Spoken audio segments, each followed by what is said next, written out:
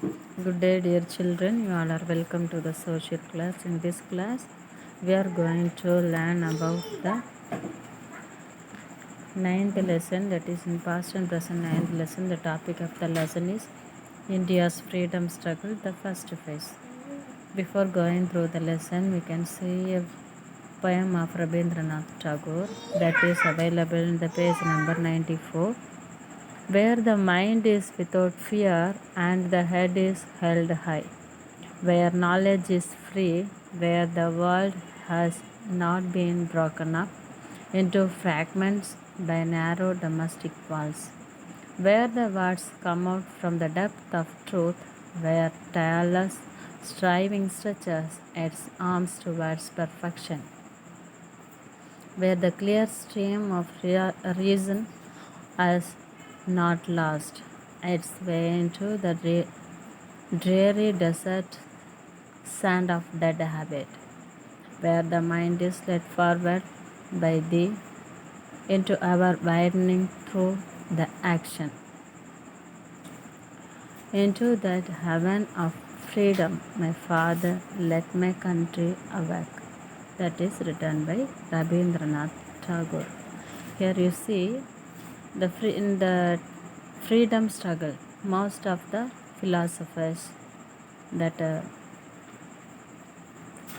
great leaders, they have struggled with the people for the freedom struggle, and the writings, the fictions, dramas, the essays, the poems, everything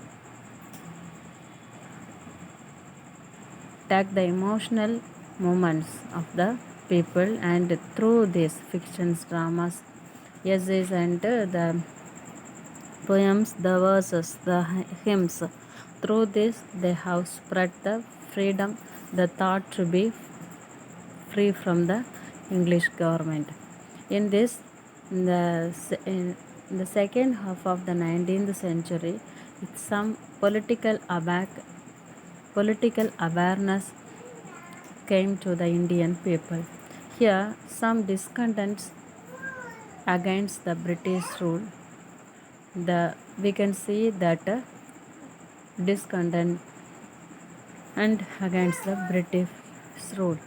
The peasants had to pay heavy taxes. Already we have seen this in 5th standard. The peasants are asked to grow more cotton and that indigo now, and they have asked to pay heavy tax at the time of famine and infertile also. So that is very cruel one to the peasants.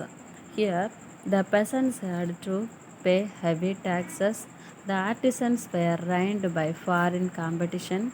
The factory workers were paid very low wages.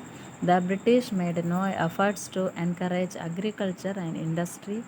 India was treated as a source of raw material and as a market for British manufactured goods. There were limited employment opportunities for the educated Indians. India was forced to pay for the upkeep of British army and for the wars that Britain fought. The drain of India's wealth increased poverty. There were frequent famines that added to the misery of the people. The attitude of superiority adopted by the British also resented. The British considered themselves a superior race and the Indian an inferior one. Certain hospitals and parks were reserved for Europeans. In trains, some compartments were reserved for the white people, and Indians were not allowed to travel in them. Because of this untouchability, because of the social evil that our Gandhiji asked against to this one, and some more social evils are happened against to our Indian people. That British people, they have they asked our Indians, they have um, asked our Indians to engage in the wars without our willing also.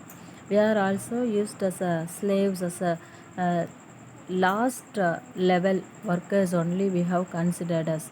but they have given the good positions to their British people only enjoyed the good positions, but the higher officials, the British people only were in the higher officials, but the Indians not they are well educated also, they are not encouraged or appointed in the high officials. They are well educated and well knowledge means also they are not allowed to be in the higher officials. Here some more. The first war of independence, the Sipahi Mutiny 1857, that is considered as the first war of independence. That is failed because of there is no well knowledge that telegraph messages, that messages not reached the people, reached the revolutionaries in the correct time, and because of this the people are spread throughout the states, and throughout the states the thoughts also, throughout the states the thoughts are also spreaded, but the the messages not reached the people in the correct time, so the mutiny was failed. But in this time, in the 19th century, that is happened in the 18th century. In the 19th century, our India people also followed that telegraph, the messages system, everything. So this through these messages, the railways, they have formed that railway and all. These things used by the Indian people also, everything used by the Indian people, they have used these things to spread their knowledge and messages to the other people also. In this through this the people awakened. We are not we are having so many sources, but the foreigners only using these sources politically, economically, everything. We are in the downwards. They have understood everything, and they have tried to struggle against to the British government, and they have started that freedom struggle. The modern education was introduced by the foreign government, that British government introduced the modern education.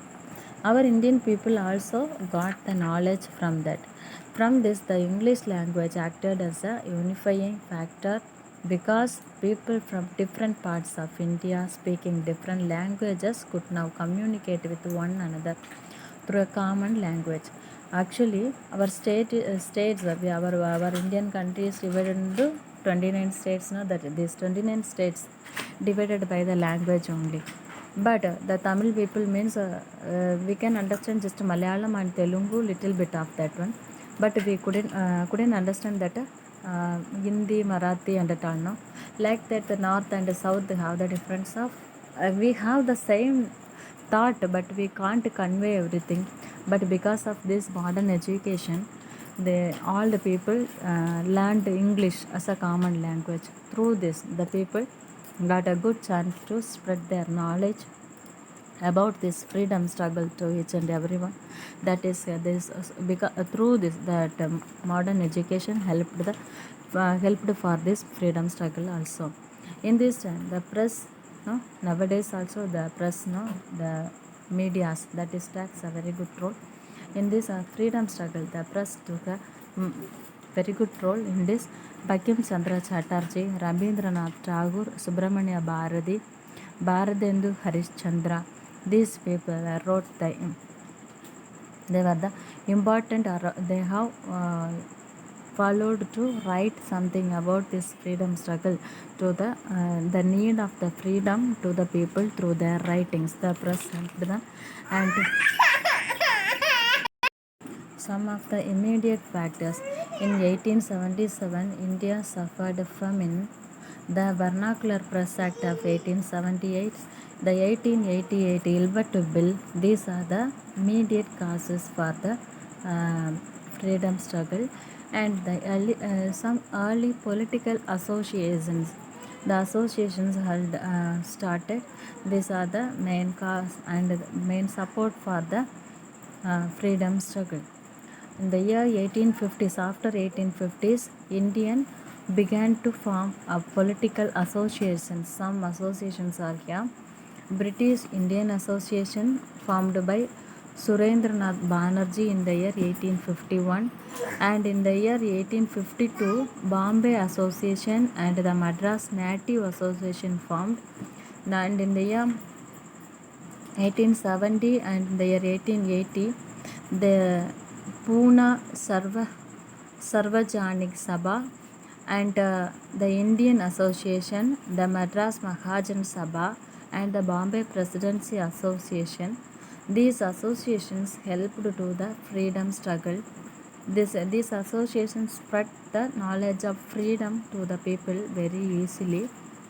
And you see, in the All India National Congress held in Calcutta in the year 1883, in this conference,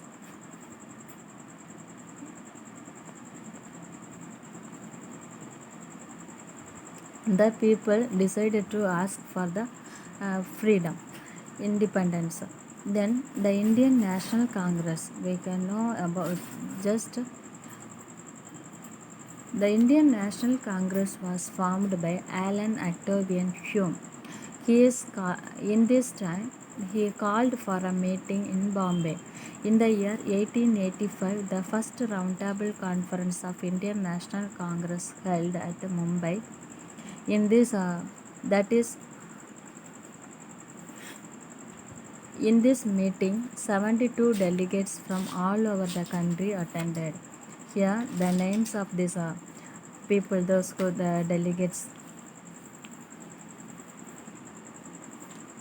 Umesh Chandra Banerjee, Dadabhai Navroji, Berosesha Mehta, Badruddin Taibji, Subramania Iyer, Dinshwa, Bacha, Kashinath, Trimbak Telang, P. Anand Charlu, Gopal Ganesh Agarkar, Veeragava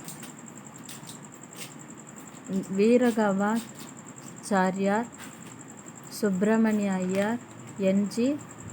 Chandavarkar, and Rahmatullah Sayani. They attended in this Indian National Congress. You see, the early nationalist phase in the 1885 to 1905 years, the Congress early nationalist was dominated,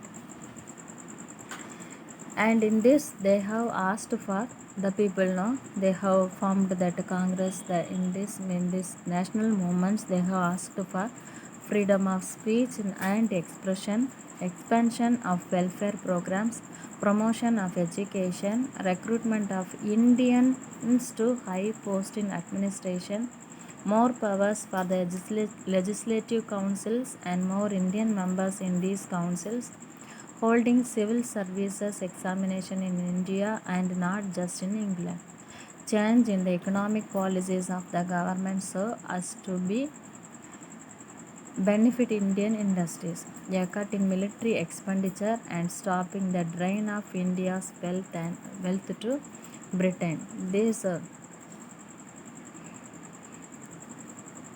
resolutions they have asked to the government, that a British government only ruled India. No, the Indian people asked for these things, but these